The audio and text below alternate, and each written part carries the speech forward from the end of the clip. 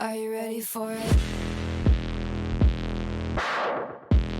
So I left Sheffield Hallam University in February of 2023 and then joined MMU Manchester Met as, a much senior lecturer or associate professor at the university. And so basically, I found the place where obviously I had more money. But I like that. You do not say that as like, I had more money, I know, yeah. That's the bottom line. But absolutely, yeah. But also, and so I felt I wanted to do a bit more research. And so that prompted my move to go there. And I'm glad I did because at MMU, I've been able to be part of different projects. Wow. And also been able to contribute, to the growth of the department as well financially in terms of grants. So let's pause a minute on grants. So so many earlier career researchers would want to get some sort of funding grant. Yep. What is your advice to them? Well, my advice is that they should keep on trying, and also they should be resilient. Then align yourself with people who are successful. Work with people that have been there. Exactly. That have worked that part. Exactly. I mean, again, this comes back to mentorship, right? So I was privileged to the first project I was on was with a professor of artificial intelligence. And then he saw my interest around AI and said, okay, we have this project. We want to apply for this grant. Will you be able to contribute in any way? I said, well, of course. I would love to. That's why I'm here. Yeah, exactly. You must kind of put yourself out there. Let them know that this is what you do. But, Dr. Sheung, yes, someone fresh out of PhD, no publication, just fresh out of PhD. How do you put yourself out there? Fresh out of PhD, I think it would be rare not to have published one paper. Actually. I did not have one publication when I finished PhD. Okay. Yeah. So, okay. Right. Obviously, target publications, take publication, have a strong Google Scholar profile. I've reviewed grants, I've reviewed papers, I've reviewed academic-related awards. And when we see those kinds of applications, the first thing people do, the informal thing they do is to put your name in Google. Really? Yes, it's true. Okay. While the merit of the grant matters, the merit of the proposal also matters. Before someone commits grant into your hand, they'll be like, if we give this one money, can he deliver? Can he deliver? Can he finish that project? While that track record is not there yet, but are there signs that this person may be able to do this project they are asking for? So the sign comes to the publication that you've had? Publications give us credibility, right? Okay. So, because if they were to say, okay, you're an expert in AI, they'll be like, okay, so how many AI publications have you done? What are you? Do you have a voice in this matter? Yes. Do you have an opinion in this matter? The other thing they look at in the award of grants is your institution as well. They look at, does your institution give you that kind of support to deliver this project? Is there a track record of success in that department, in that area? Yes, it's being looked at. So while the grants may be strong, I mean, the grant application may be strong, the contributions may be clear, but they may look at it from the perspective that will they not frustrate this person if we give them £1 million to do. You are taking me to so many thoughts. Yeah. I'm going to say on two. Is that not where the role of mentorship comes in? Even if you don't have a paper yet, if you have that institutional support or you have a mentor, can they facilitate that? Yeah, they can. And that's one of the things we have at MMU. We have paper reading sessions to help people who have not published papers. So we have early career researchers who come in. I've been the ECR lead for the department. And so these are things that we encourage our ECRs to be a part of, paper reading. And also we have weekly seminars, research seminars. on Wednesdays, where we encourage people to come and listen to other people who have published, and then they get ideas. So, it's around that mentorship. This professor that asked me to come into that project, it was more like a knowledge transfer project. It was a consultancy with one of the largest consultancy in the UK, that's Grant Thornton. And then working with a company called Jesse Finance. And so they wanted to look at the impact of AI in financial services within the UK. It was nothing really too technical. It was just desk research.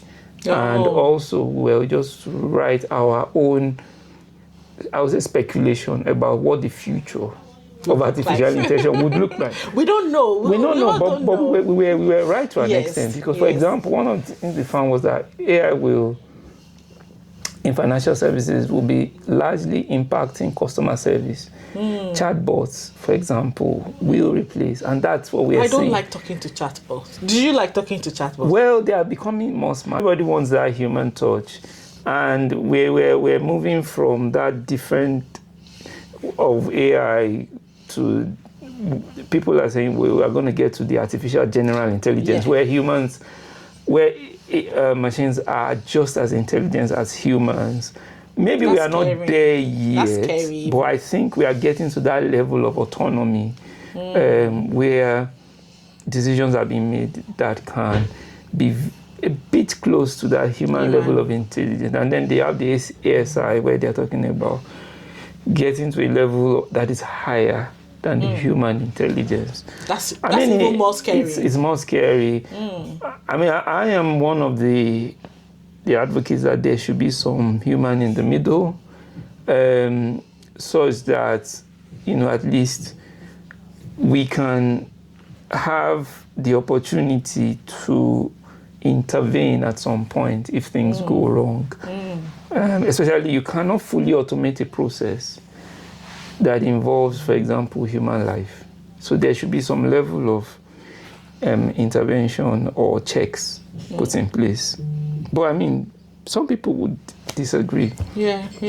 So it all varies. But again, coming back to our mentorship, so that's how we got pulled into that project. Initially awarded us about £60,000, and we had about 4 colleagues on the projects.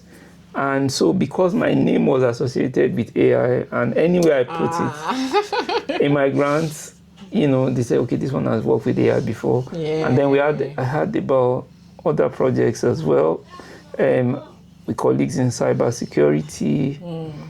I can begin to mention them. The Northwest Cybercom, for example, that looks at the Manchester, Lancaster, Salford universities, and within that axis, awarded us £25,000 to look at developing a privacy-preserving AI agent in healthcare, working with which we delivered. After that, I got another 40,000 with the cyber focus, again looking at ensuring that AI applications are secure within healthcare, again in the NHS. And got another 40,000 again. So you're becoming an authority in the area. I won't say authority, I'm just saying I'm becoming more relevant in being known. And I think, it's not just personal efforts working with colleagues as well. Because I don't think I would have achieved any of those things on my own without mentorship, without the support of other colleagues. Team that you good have, team, exactly. That to help to deliver the projects, and so that becomes very important, right? Working with people, and even our leadership within our university. So I'm not saying things are 100% perfect. There are complaints around teaching, workload, and I think that's how life is. You will face a lot of challenges. Not going to complain about exactly, as an academic, I think you understand what I'm saying. So, some of us teach large classes of 100 students. This semester, one of the classes I'm teaching, they have over 300 students. delivering 9 hours of lectures, 3 by 3 hours of labs. You know, in fact, in one day I have 6 hours labs, you know, starting from 1 all the way to 7 p.m. I'm in the university. So basically, we will say that in this challenging situation that we find ourselves, we need people. People matter. Yes. People matter. And I tell, look, the resources in life, that's why resources are easy to manage, but people are the most difficult set of resources. And you need to them manage. the You most. need people. Yes. You need people. And so aligning with the right set of people, it does matter.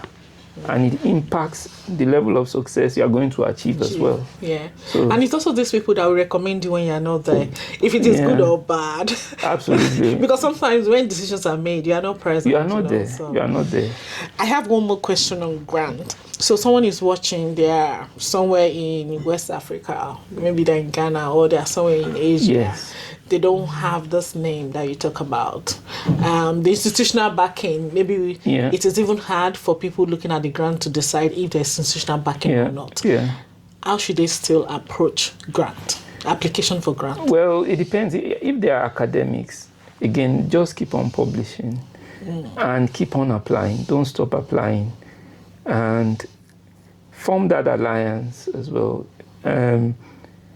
You can reach out to people online. They may be interested in the projects. I have people that reach out to me on projects. They may want to apply together on that project. But one thing they should be careful is not just putting names on grant applications.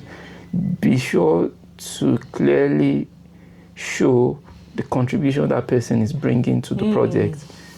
Well, big names are good. Well, kind of. Why did you say kind of? The thing is, the reviewers actually look, oh yeah, we have this big name there, let's give them this. But some reviewers actually know what they should look out for. The credibility of the proposal itself. I mean, we've had proposals reviewed by some of our professors, and they said they go to EPSRC, that's the Research Council, and they see some of these grants.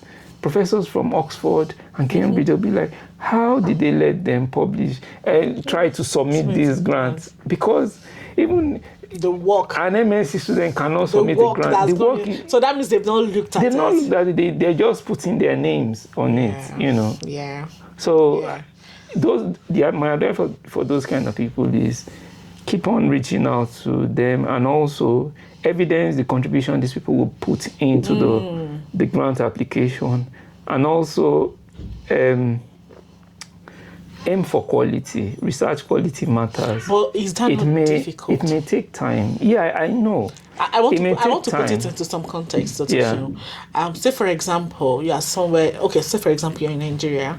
I know some of the institutions in Nigeria, to even read a paper, you need to pay for the paper yourself.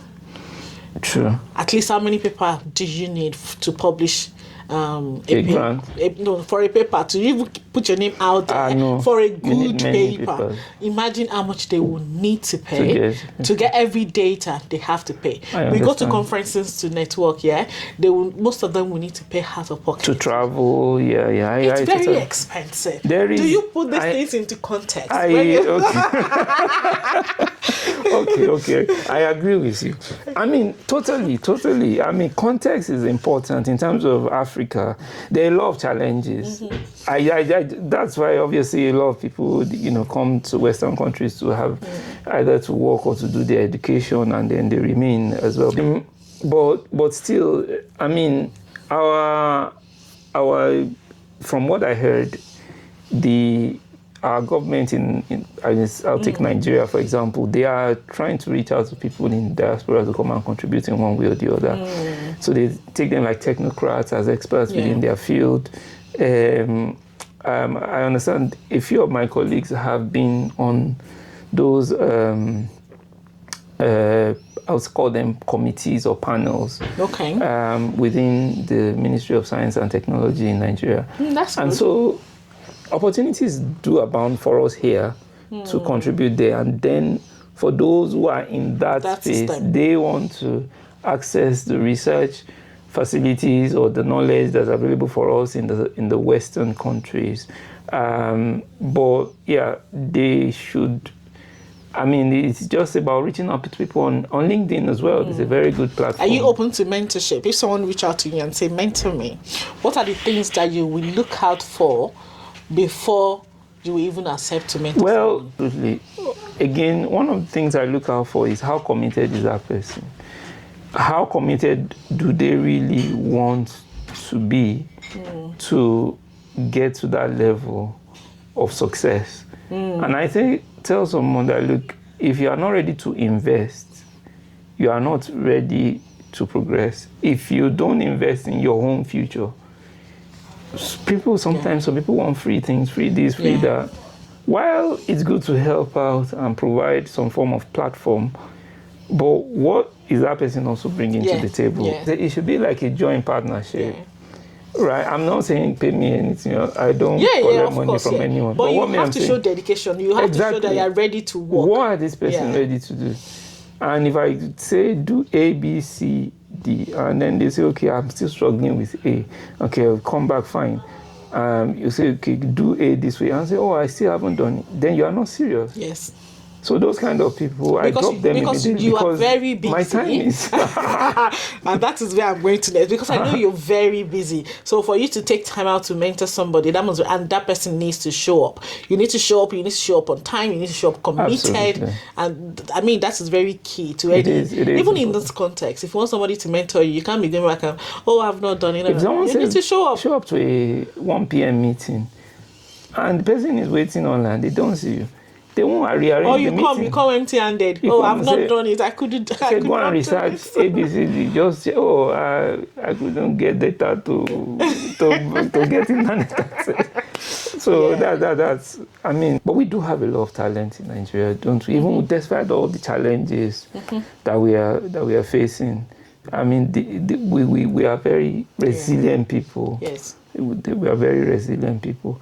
But in terms of grants, they should align with the right people. They can apply to some of these grants, but the limitation is they are also institution specific. So, for example, if you want to apply to a UKRI grant, it has to be a UK university. But there are other grants like GCRF, which can... There's some grant that will say collaborate with international... in this country or this geographical area. GCRF, for example, can work with Nigerian academics or institutions and be able to fund. We have...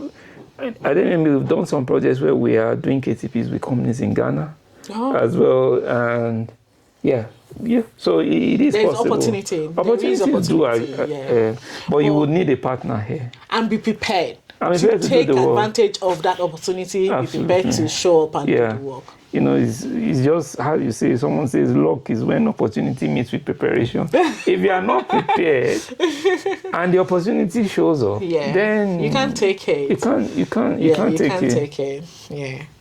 So let me go to the next question. What does a typical day in your life look like? It depends on which day of the week.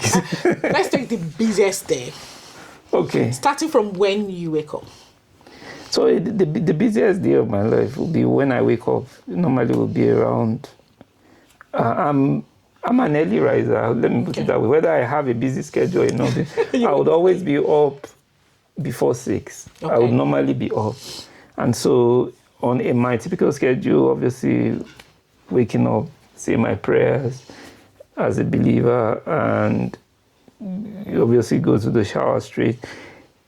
Because I I commute into Manchester, if I had a 9 o'clock class, that would be one of my busiest days. And so which means I would have to leave Sheffield and travel and get the 7:07 train. Oh, so you don't drive into... No, I do not. Okay. So I would get the 7:07 train and get in. So be at my desk by maybe a few minutes past. Is it a direct train from here to Manchester? It is a direct train, but it stops maybe twice. Okay. But it's the same train that takes me all the way to Manchester.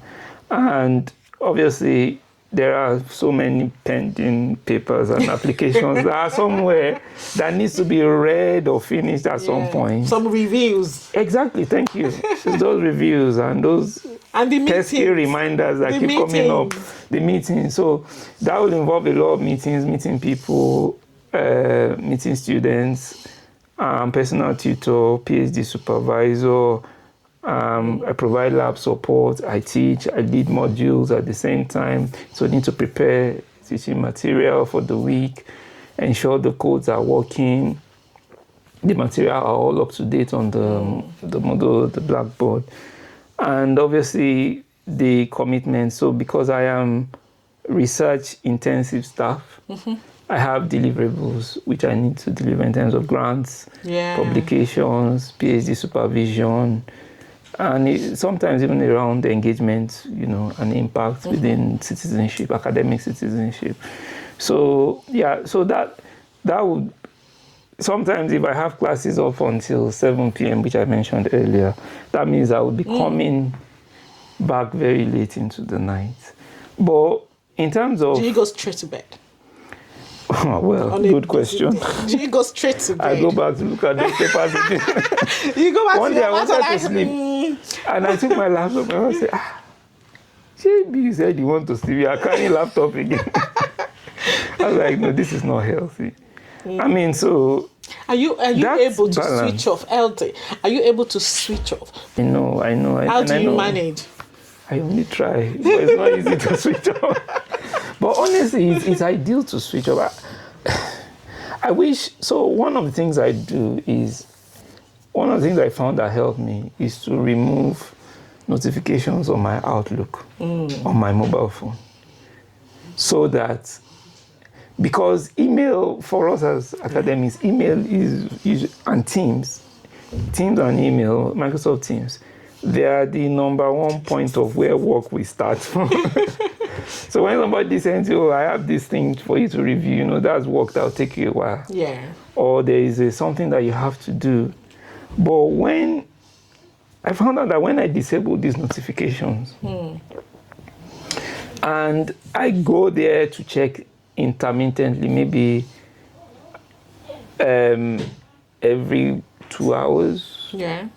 I would not have to bother. But when I left them on, I was responding impulsively. Yeah. I wanted to I'll be in the what middle is of the turnaround time for email? Well, it depends on how urgent the email is. If it's a student-related email, we are required to reply within 48 hours. Yeah. But if it's something that is probably I've been trying to get something done and the person replies, obviously I will be prompted to reply immediately, until that and stay on it. But when you're on leave, do you go and check your email? That's a very good question. So again, since I have disabled notifications, I try not to go. But that temptation to always go there to go and see what's the last person they say. Hope there's something bad has not happened. Let me go check. But okay. During the summer, what I did was I just deleted the Outlook from my phone. Oh, that's good. So, but on my laptop, obviously. Do you go everywhere with your laptop? Because papers and everything. Do you go everywhere with your laptop? On vacation with your laptop? Well, I shouldn't be going with yes or no? I shouldn't. I shouldn't be going with it. That's part of not switching off totally, Exactly, but I used to tell myself, say, if you ask me to switch off totally and I don't look at my emails, I don't look at my laptop, when you come back from that leave, 1 week, you are still not battling done. with you are the still backlog battling to get back in. To get back in, and it's one thing, like that work-life balance for us as academics. I think because our schedule is not very rigid. Yes. Obviously, it's not 9 to 5. It's not 9 to 5. Your work doesn't really end. And one day I went to check my contract. Where is 9 to 5? It's not even there. The work hours are not even there. Which is, I don't know whether that's a good or a bad. I think on some occasion it can be good. It can be good because it allows you flexibility. Yeah. But it also means it does not end when you leave your office. At least for me, it doesn't end. It doesn't. So you carry it from the work, you carry it back. But I think some people are able to just manage and separate things. I find it hard to separate some things. Colleagues don't reply on weekends to any student-related emails. I try not to as well. But if a student, for example, needed to submit on, they had an extension, that extension fell on a weekend. And then they reached out that, look, I'm having problems submitting this assignment. You know, that's an urgent thing. Yeah. Sometimes I do tend to find myself replying and just make, even if it's just one line or 2 words response. This is it. This is your response. There you go. But then it's good to switch off, to be honest, as much as possible. But can we really 100% switch off? I mean, but it's usually helpful when you can achieve it.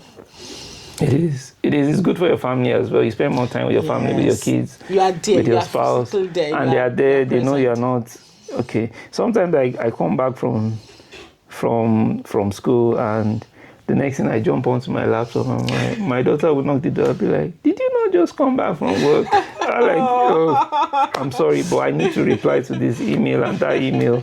Or maybe I had a funding deadline that is I need to put in. Or a paper deadline. Or a paper deadline I need to do, or a review I need to respond to.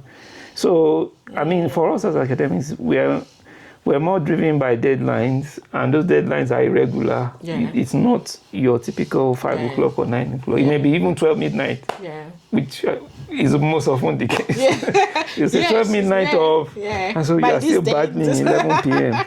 But conference submissions, everything. Exactly. So time management it is very important about putting priorities as what is important and what is urgent. Which one is should you treat first? But if we don't leave things that are important till the end, such that they become urgent and important, then we will not be at that life or death situation. If I leave important things to the end, I just want to get it out. If they are important, they may not be urgent, but they're quietly creeping into and they do need to be addressed as soon as possible. So what do you have any particular routine that keep you grounded with all this workload and everything that you I mean, one thing in the morning which I make sure I have, it used to be coffee before I got off coffee. Please tell me about coffee. I got when I started my PhD and I'm still struggling. But now I'm taking tea. Okay. I'm trying to go off coffee. I successfully did the switch 2 years ago. Was it 2 years ago? Yeah, it was last year. January of last year, I stopped taking coffee. I started with coffee again with my PhD. I needed to. A lot of people don't. Someone who did not drink coffee during PhD. It was always coffee. It gets me to think, to focus. So I became a coffee addict. And the day my coffee finished and I did not take it, I began to have a lot of migraines and headaches, and I'll be shaking, vibrating like an addict. So I said, I need to get off this thing. It has to end. It has to end. And so I just made up my mind that this will stop. And it also, if you're in a period of fasting, you are not supposed to eat or drink, and which means you are not supposed to take coffee, which is not a good sign. And so that made me very sick. I became very. For me, I just have to have that mug in the morning. It even gives me a sense of depression to an extent. Then I said, look, I made up my mind, and then I switched. It took a while, about a month for the transition, but I became okay after that. So what are you taking now? Decaf tea? No, decaf tea, not even tea. Not even caffeinated. So once I get my tea, or maybe I have toast, I'm good to go. Oh, that's a very simple thing. Yeah. That's very simple. Yeah. That's fine. Just one thing more on lifestyle. Have you ever visited a new place and that place shaped your perspective on work or culture? Okay, so a new place I went to was Dubai, where I saw that. But that was a long time ago. That was the first time I knew that Monday, that the work day it's not always Monday to Friday. Yeah. And so we got there, and this was before I came to the UK, and I went there for a training, and we arrived on a Thursday night, and by Friday morning, I woke up. I opened my hotel window. Like, it was like, what's going on? They said, what's going on? Said today, like their Sunday, nothing happens. The schools were shut, the businesses were closed, everything was quiet, and I was like, this is so strange to me. I went out, that evening. I took a walk, and nothing was happening. All the streets were calm. And then on Sunday morning, which would be it's just boom. It was hustle and bustle everywhere. Apparently, that's their own Monday. Yeah. The banks were open, the schools were open, everything was going on. So that struck me that life is not always. You shouldn't see life from one side. And for many years in my life, for many decades, I believe that everybody in the world observes Monday to Fridays, whereas it's not the same. Yeah, it's not the same. From all the countries within the UAE region, including Saudi Arabia as well, that they don't see it that way. I think we need to sometimes try to understand that cultures are different, people are different, and this also influences how people behave as well. While saying that, when you get into a new location, you should try and understand their culture as well. Yeah. Even though we have our own background cultures, which does influence us or shape us as individuals and influence the decisions that we make, it is not isolated from the culture or environment in which you find yourself. So which is why our students as well who come to study as well, we tell them you need to understand the culture, the British culture that you have come into as well. Is there also a role for people in the UK to also understand? Yeah, I think we should try and meet ourselves. Yeah, because people don't change overnight. And then even when people change, you can't change someone completely. Yes. We are not even asking for a change. We are asking that you should be culturally intelligent. Yeah. That most that's the word. You should be culturally intelligent. I like that word. Or emotionally sensitive to the backgrounds that people are bringing in. So, we an average Chinese student, for example, in their own culture, they don't query the teacher. We have institutions, we have alliances with Chinese. We have an institute in China at MMU, and colleagues that have gone to teach there say that the students, they don't ask questions. They don't, because in their culture they believe it's kind of rude to. Do we not have similar culture in Nigeria? The same thing in Nigeria because it is deference to authority. Yeah. Your academic is there. Yeah. So, whereas the British culture or the education system believes that there should be some inquisitiveness. Yes. Try and query or ask questions. Explore, exactly. That's the word. So that imbalance, that difference. How do you manage it? How do you manage it? Because if you go to that kind of context, you can think, there's a problem with our educational system. But I think as I'm becoming more aware, if it works in that system, it works in that system, and you have to change it. My answer is you can't change it. Can you learn to then adapt? Exactly, and work in that system. Yeah. So why they are not changing you yourself, but how do you still achieve your goal in a civil... Is it possible that they don't change you yourself? So, for example, when you come into UK to teach in UK higher education, you'll be, this is how we do things there, this is how we do things there. Then you begin to learn to how things are done, and that would also involve some cultural shift in perspective. Absolutely. I totally agree with you. But the shift should not be too rapid or what will I say, adverse. You should still keep your own identity. Identity matters.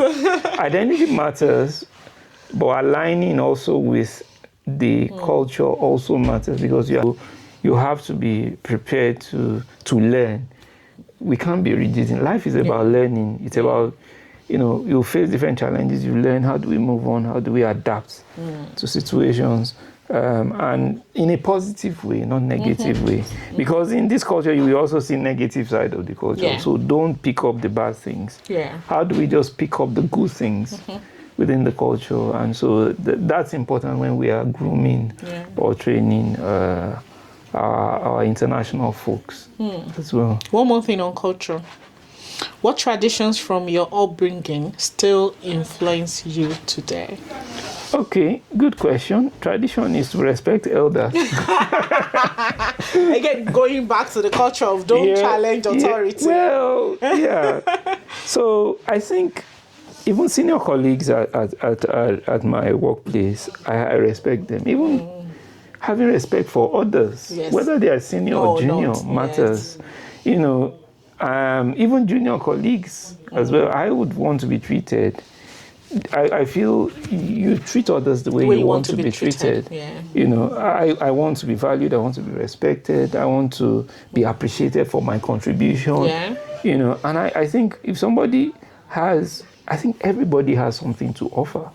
Exactly. It might not be obvious.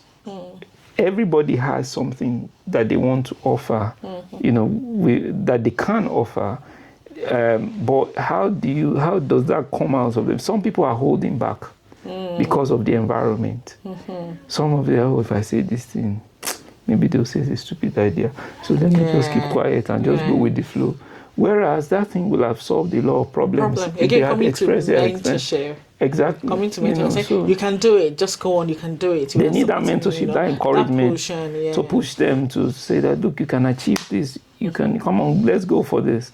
So I think for me, my culture is about respect. Respect for people, respect for elders, respect even for the society in which I find myself. We need to treat it with respect. They say respect is reciprocal.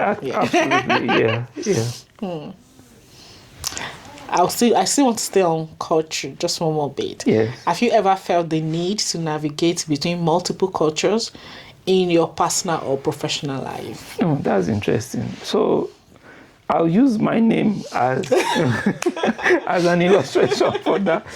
So when I came to the UK, obviously I landed in Northern Ireland, and my name Sheon. Well, the full name is Oluwaseun, right? So the typical Irishman was struggling to call my name, or woman was struggling to call my name. Even the short one or the long one? Even the short one. It was a challenge. And I feel that, I wasn't liking the way they were calling it. If they don't write it as Sue, call you Sue, S-U-E. I mean, that's a lady's name. It's a lady's name, exactly. Or if they don't call me Sion, which I did not like. So I was like, what do we do about it? So my colleagues were kind of my friends, which we used to work with. They were all Irish. They said, look, we'll start calling you Sean. Are you happy with Sean? And Sean is a popular Irish name, right? You'll be surprised how difficult it is for them to get this intonation and call it right. I mean, some of my colleagues, senior colleagues, have challenged me and said, look, you should tell them how to call your name. Don't help them. Don't help them. But this help, we have been doing it for over 10 years. They didn't get it, Yoga. So what do we do? What do you prefer? Because my middle name is Esther. So you say, what name do you prefer to be called? My first name, Luatoyin. It is a mouthful. Luatoyin. So it was like, oh God, we've been doing this for 10 years. They didn't get it. So what do we do?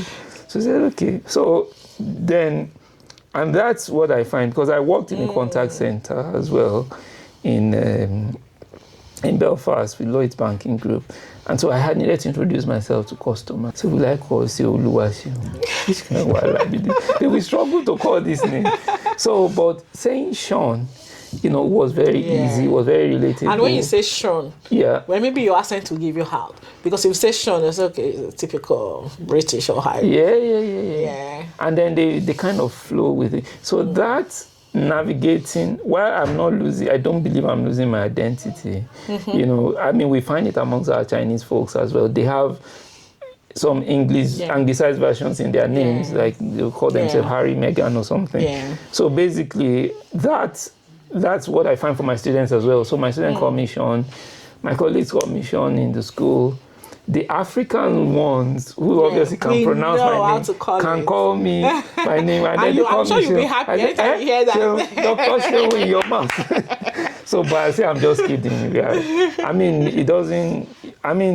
It's good to respect people, but we're in the Western world. It's fine to call me Shehu.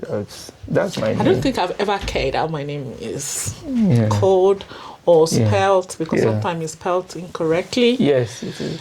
But if you ask me, what do you prefer, Oluwatoyin? They'll be like, is there a short version? If I just want to help, I say, okay, you can call me Toyin. So Toyin, that should not be too hard. And some of them, they do get it. They get Toyin very well. Let me ask you the second to the last question. And there's something I found here that I really want to ask. Yes. Yeah. If you could redesign your lifestyle now, what would you change? Redesign my lifestyle. Is there a need for redesign? That's what I'm trying to think. Where will I change?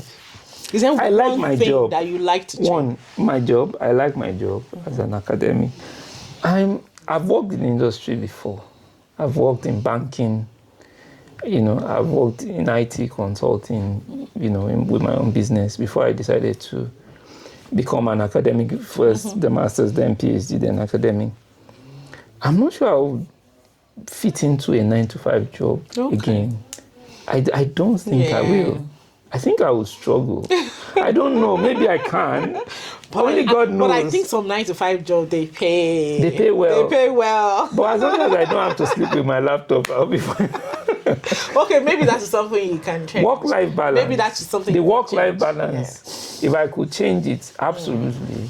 Less of the work encroaching into the life, and work stay in work, life stay with life.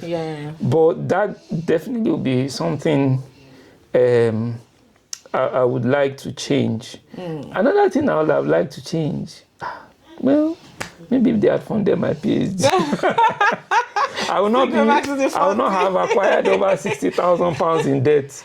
Ooh, you didn't talk about the debt. Yes. £60,000. Yes, that's what it cost me to do my PhD. Just the PhD? Just the PhD. Let's add the master's to it. If we add the master's, 68. But that doesn't include rent. Other rent. Yeah. Cost of living. So yeah, we'll be looking at over 70,000. Actually, wow. I've never thought about the master's as well.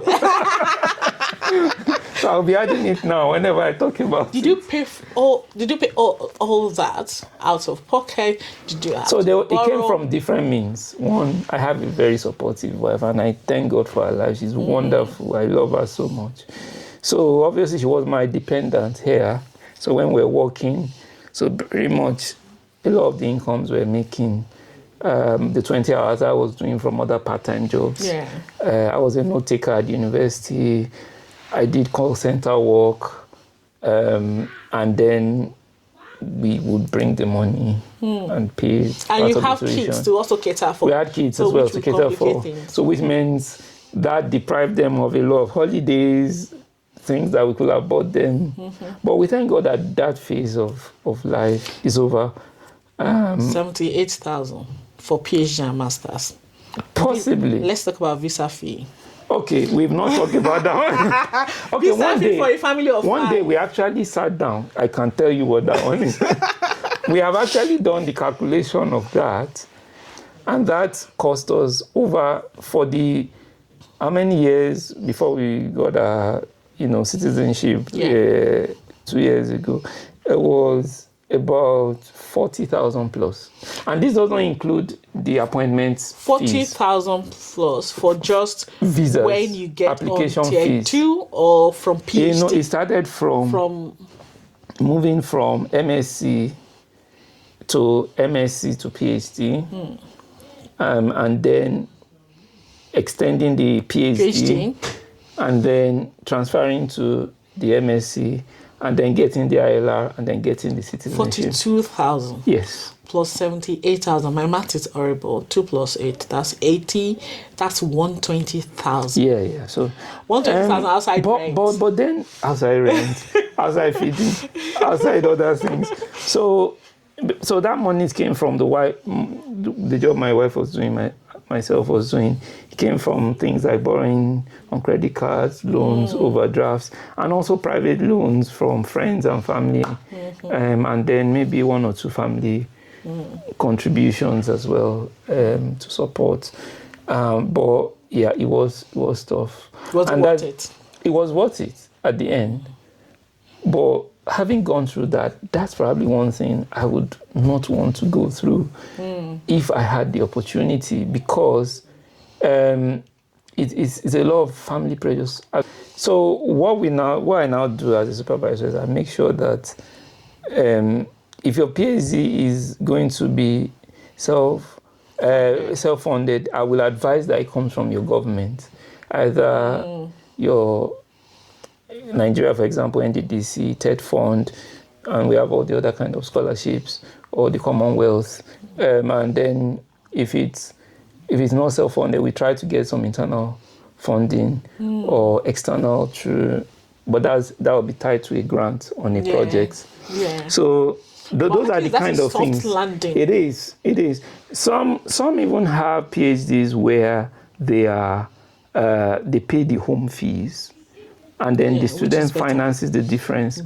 However, they get a stipend which they can use to fund that difference. So it gives them that buffer that, even though I'm not getting extra income, I know all the money I'm getting, I'm going to get it. At the end, I will get it. Exactly. At the end, I will get a PhD. So, having your PhD funded, in my opinion, I think it gives you focus to just focus on the PhD and get it done.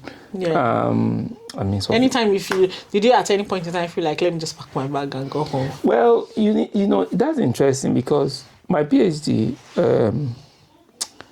before I started the PhD, I got other offers as well. I got an offer in Chicago, DePaul University in Chicago. There was a Nigerian professor I reached out to. Like, I'm a Nigerian guy here in the UK. I was interested to do a PhD under you. And then he made me an offer. They did make me an offer. He looked at my proposal and said, look, you're good. But I did not go because they did not add funding to it. But he said, don't worry, come in first. But I didn't want to rely on his words to just commit and go and pack my bag. And you have family again. I was like, exactly. So I was like, the devil that is better than the angel. So those were the things I was looking at, like, what are my options?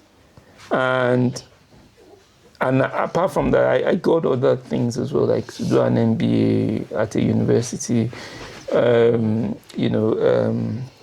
and be on 3 continents. It was called the Holt International MBA. But I knew I just wanted to do research. I knew I wanted to. I think it's worth it. It's not I think. I know it's worth it. For someone out there who want to do research like you, but don't have funding, what is your advice to them? Yeah. My advice to them is to not give up.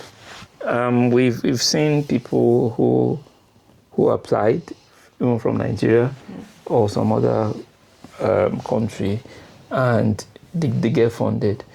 If they are in a field of computer or AI, what they need to do is to ensure they have a portfolio. Have a portfolio of projects.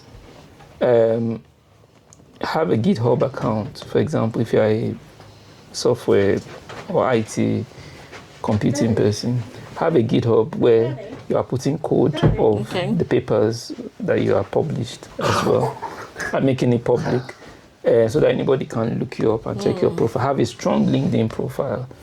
I've been invited to different places to speak. Just because on my profile, recently I got an invite to speak in New York, and so those things puts you out there. have a strong profile, have a strong Google Scholar profile. Well, the Google Scholar profile will come with your publication, yeah? It will come with your publication. Yes. It will come with your publication. And also, they should continue to network with those who are already in the diaspora. Okay. As there are not many. Let me put it that way. And it's also very competitive. It's also competitive. Yeah, there are a lot of people. Yeah. So I think there are. It's a, if to be honest, it's tough because even those who are here, they want to get funded PhDs, but they can't. Some of my students have finished their masters. They want to go, not PhD. To paint a green picture, but some still haven't gone, and some had distinctions in their masters. At least all of them have actually had distinctions in their masters. And they still couldn't get. They need to look at the long term. Yeah. So I wouldn't be where I am today and on the scale I am if I didn't have a PhD. I don't think I would be. I don't know. But I think you don't know. You've been developing software somewhere and you'd have started my own company making millions. And they'll come and buy it and say $2 billion. Nobody knows. Only God knows, really. But academics do dabble, don't they? Yeah, I do. So I'm part of what is called. There are some grants I finished one called with Innovate UK. You have you move from engage to discover to explore. These are different schemes to help you commercialize your research. Oh, okay. So I've gone through engage and now I'm going through discover. And so basically they take your research ideas and help you shape it into a product. Okay. Patent it and get an IP and commercialize it. The university takes a stake. It's usually around 20. It depends on the institution, but it doesn't exceed 20% now, and which means you create a company, a spin out, and then they get 20%, and then you would literally be like a director within the company. So am I talking to a director? Not yet. Not yet. But I'm exploring all opportunities. We come up with very brilliant novel ideas. Why just publish papers about them? And it should not just end with paper publications. This is one thing we find about grants now as well, which is something I forgot to talk about. Impact is beginning to play a very significant part of grant writing. They want to see that you not just want to take this money, I have this idea, do this, blah, blah, blah. What happens after that? Does it become a product? Is it sustainable? In the long term? Yeah. Can this grow up into something bigger? Can we scale it up? Can we scale it up? Thank you. And the biggest scaling that you can get in an idea is when it gets into the hands of consumers, I think, in my opinion. When 1 million people begin to use your products or technology in their devices, for example. And academia has no business in production. It's industry. It has to align with the industry. So industry then can run with that vision and turn it into a product that affects the lives of people every single day. Impact. That's impact, And those are the things they want to begin to see now. Even the REF, there's a REF framework now. Impact, REF is Research Excellence Framework. This is like a measure for our listeners who don't know what that is. I know you are an expert in that area. Please explain. It's a measure I don't know what you're talking about. It's a measure of how high quality the research is coming from any UK university. And now they are beginning to they've added, impact is now, I think they said it's more than 40% of. So if you publish any paper now and you are thinking you want to rate it as 4-star, before you get it to a 4-star, what has that paper led to? Has it led to a cure for COVID, for example? So has it led to... Maybe it would depend on the discipline. Yes, it will. Yeah, I just use that as an example. Yeah, because I think you're in a very, your discipline is very applicable, Yeah, because ours is turning My AI. PhD is on business history. How will you demonstrate impact with history? That's serious. Maybe you tell us more about it. So, research change policies and impact lives. So, that's important. And really, what should be driving our motivation as researchers. How can I make the world a better place? How can I make the world? How can I make the world a better place? So yeah. So it does not just end in a classroom. It doesn't. How can we make the world a better place? My closing question to you: if you could wake up anywhere in the world tomorrow, where would it be and why? I don't know. Where would I want to wake up? Maybe in the Bahamas. You've traveled a lot, I'm guessing. Well, I've been to 5-6 countries. So, okay. Well, if I start with the countries I've been to Spain, and I really like their weather. Recently, I was in Bulgaria, and I liked the country as well. I've been to Germany, Italy, Denmark, Dubai, Nigeria here. But I'm just thinking, where would you like to wake up tomorrow if it is in your power to wake up in any country? What's going to happen after I wake up? It's your dream place now. My dream place. It's your dream place. If you are just there, everything is just calm. You can refresh. Okay. You can relax. Yes. A peaceful place. This home is peaceful, I know. But if you can wake up somewhere, where will it be? For me, maybe by the beach. By the beach, yeah. Sunshine. Yeah, you are putting all the necessary ingredients. Breakfast by the poolside. Breakfast by the poolside. Yeah. I'm gingering you. So what is yours going to be? Okay. It's just going to be on a mountain in Nigeria, praying. No, not that one. Not that one. Okay. There's a place I would like to go to. They call it's kind of in Africa. It's called Seychelles. Oh yeah, Seychelles, and they have white sand, turquoise beaches, lovely weather. Now you're talking. Yeah, I think I would love to go there. Maybe with my wife, just go on a vacation. Just go on second wake up there. How many days do I need to spend there? You can spend as long as you want. As long as you want. That's interesting. You can spend as long as you want. Maybe one day we will be able to say, Dr. Sean, thank you for being on our show. Come and go to Seychelles. Yes. I would really love that. It will be a nice experience. I mean, we don't get enough sunshine here in the UK, right? Yeah. We don't get enough. Though it should not be too much. I think I prefer the cold weather to the hot weather. Yeah. Thank you so much, Dr. Sean. It was really lovely having you. Thank you. Thank you. I'm sure someone would have learned from your story. Thank you. If there's one word that should echo into their life, what should it be? One word. One word. Is it word or phrase now? I'll give you one word. Okay, one phrase is don't give up. Don't give up. Don't give up. No matter how things look like right now, there is always a better tomorrow. And you might not have achieved your dream yet. It doesn't mean you will not achieve it. So if you keep on pressing on. Someone says your genius is 99% perspiration and 1% inspiration. You just need that one small hint of inspiration and that perseverance to keep going, and you see your dream will come true.